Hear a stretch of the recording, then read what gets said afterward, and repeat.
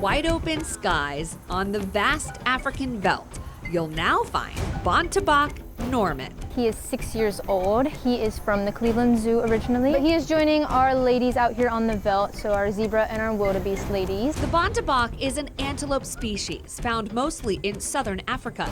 In the wild, you'd find them out on the veldt right alongside other animals, like zebras and wildebeest. It is very exciting to just see the diversity of a natural ecosystem out here again. So he is a grazer along with our other gals out here. So you're gonna see him grazing alongside them. He might be off on his own a little bit. They do tend to separate during their nap times, so he will lay down a lot during the day when it's hot. With a brown ombre coat and white markings on his behind and nose, it's easy to spot Norman out on the veldt.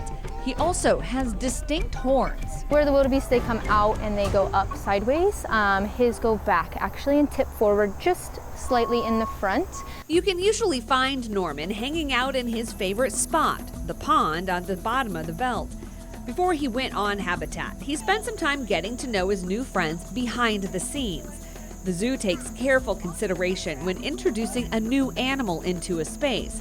It started with Norman exploring his new home on his own, so all the animals had time to adjust. He spent about a day and a half getting used to the space just so that he'd know where everything was. We don't want him to not be familiar with his landmarks.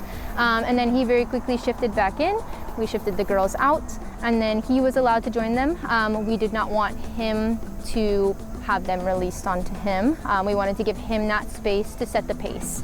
We really wanted to give him the choice to do that. Basically, that just looked like feeding the girls off to the side a little bit, allowing him to come out, and then they were able to make visual contact with him at that point. And so it did go very well. They did want to see him immediately. He was a little less excited about them being too close to him, so he did let them know. And then after about 5 minutes, they all separated back into their groupings. And we saw him come over to the small pond that he loves. And he was actually scent marking. So what that looks like is he was on his front legs, he was horning the ground, so he's gonna be kind of just doing this on the ground. And he's marking his scent glands, which are housed under his eye, onto the ground to let them know, hey, this is where I'm staying, this is where I'm at, I'm here, this is what I smell like. Which is all very positive behaviors. And then he laid down and took a nap along with everybody else. And so very positive interaction all around. Bontebok in the wild are not endangered now, but at one point they were almost extinct. Back in the 1900s, early 1900s, they were one of the high game species that a lot of people would go on game hunts for. And so they really cracked down on that. And they brought them back from the brink of extinction, which is about 17 to 30 individuals. They brought them completely back. And they're now at a near threatened level. So they're no longer endangered or near extinction. So quite the opposite, which is very phenomenal for them. So on your next trip to the zoo, be sure to walk through the African journey and pay a visit to its newest resident.